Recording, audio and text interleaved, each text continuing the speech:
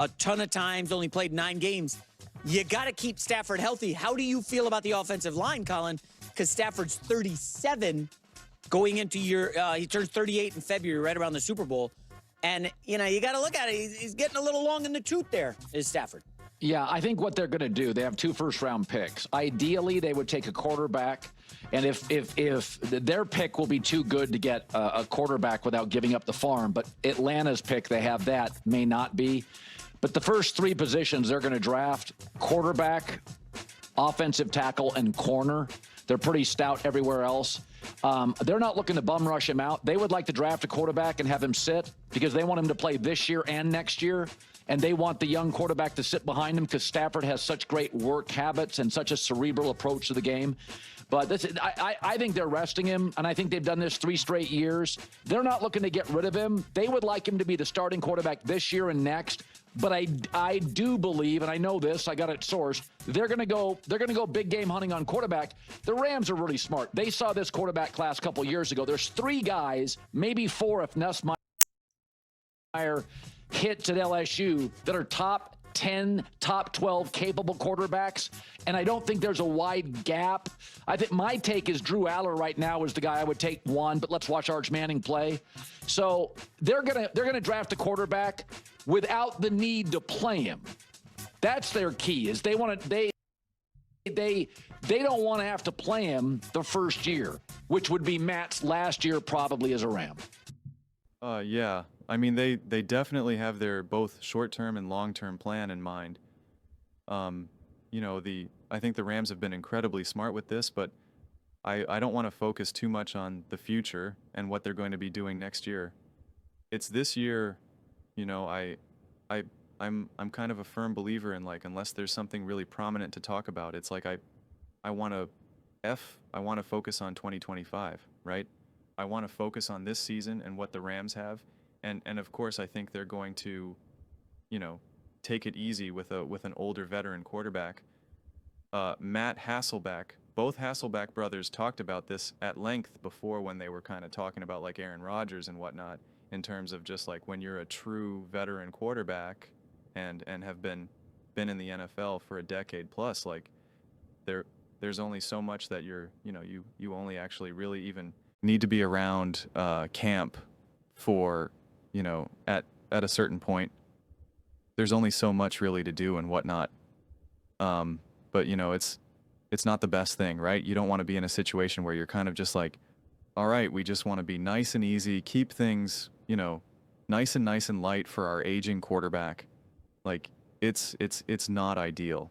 Stafford can still ball, of course, but I talked about this probably a couple months ago. I feel like at this point, to me, the Rams season really hangs on the staff, on the health of Stafford, and can they just have easier games throughout the season? Because especially these last couple of years, Stafford has definitely took a beating, and they really needed to rely on him a lot, throwing a lot, taking a lot of hits, staying in the pocket, and really trying to get after it. And if there's just a way for them to be able to play more conservatively throughout the season, rely on Stafford significantly less throughout the season, and really rely on that defense, run game even. And yeah, obviously you're still having Stafford let it rip and throw, but you just want to make it so he's not consistently throwing 35, 40 times a game. Getting whacked and hit 4, 5, 6, 7, 8 times. It's so cumulative at this point. I just think you're going to get a significantly better version of Stafford down the stretch. That's really what it's all about. And I think we typically don't ever really look at it like that when we're talking about quarterbacks. We'll look at that maybe with like an aging running back, or, like with like a Christian McCaffrey even these days, and maybe some of these other players like a little bit older of a wide receiver and whatnot. But it's very much like that with a quarterback as well. And just trying to do everything you can to keep him fresh, to limit the hits. It's like, I would really be like Stafford. Like it's hard to say, obviously, right now in July, but it's just like, I don't need you to be a hero in the first 10 weeks of the season, right? Like, don't take that extra hit. Don't hold on to the ball for that extra second, because you got to make a play and let it rip. Like, We need to keep you fresh. We need to keep you upright. And we have to allow the rest of our team to get the job done. Um, I, I, I said this kind of before. I think I said it this way. Where I was just like, I rather them win 10 games or something, 11 games, and make the playoffs and have a significantly fresher, healthier, less usage Stafford throughout the season than have them win 15 games and have Stafford being just, wheeling and dealing all over the field. Because I just think it adds up. I really, really do that. I believe that, and I think we saw that even last year and the year before. I mean, like, I think it's there, and we know Stafford can ball, and so it's like, to me, I just look at it as like, how do we have Stafford as healthiest as we can going into the playoffs? It's very much kind of like my mentality right now with Christian McCaffrey, like I said earlier, like that just really kind of like, we got to find ways how to win these games. If I'm the 49ers, we got to find ways to win these games without relying on Christian McCaffrey so heavily, because once we then get to these important games, the playoffs, then it's time for us to rely on him. Then it's just like, all right, great, we got him there, let's do it. But that's really my mentality, and the fact that, whether there's like an actual back issue or just like the stereotypical like, yeah, my back feels a little off, and so you're just taking it easy and whatnot, the back tightness and anything like that. It's still a sign that you're just kind of like, you're not what you were.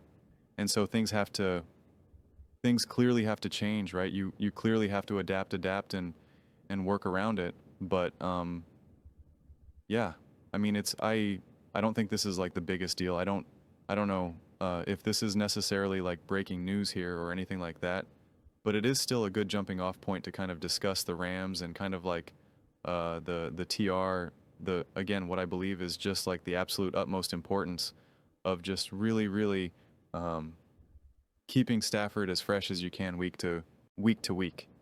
And, as much as you don't see this very as often as probably you should with these older quarterbacks, is actually legitimately limiting their throws.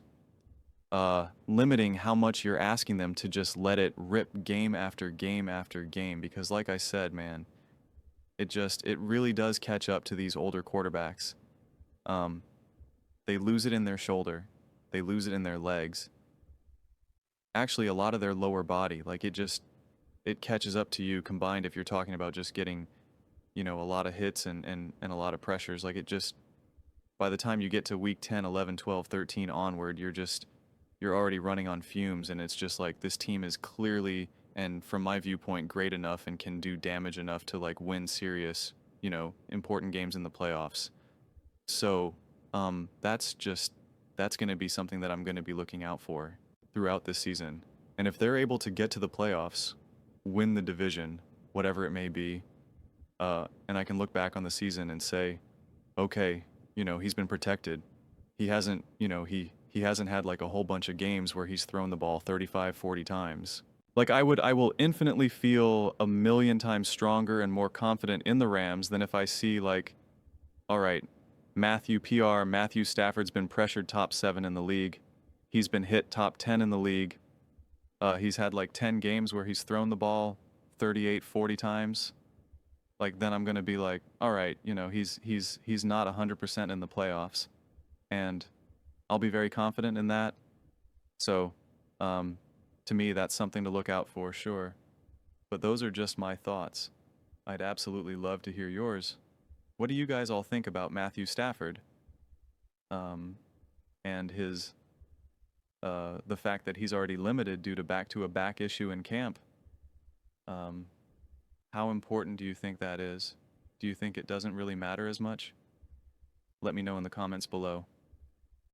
I read every single comment, so whether you agree with me or disagree with me, either way, let's get in some discussions. Let's get in some fights. But ultimately, let's just have some fun. And please do consider subscribing. We're building an amazing community here, and absolutely love to see you part of it. I want to build something that we all generally feel connected to, something that we're really excited to be a part of. I think we're on our way to doing it. And please don't forget to give this video a thumbs up, as it really does help the visibility and the algorithm. Thank you so much. See you next time.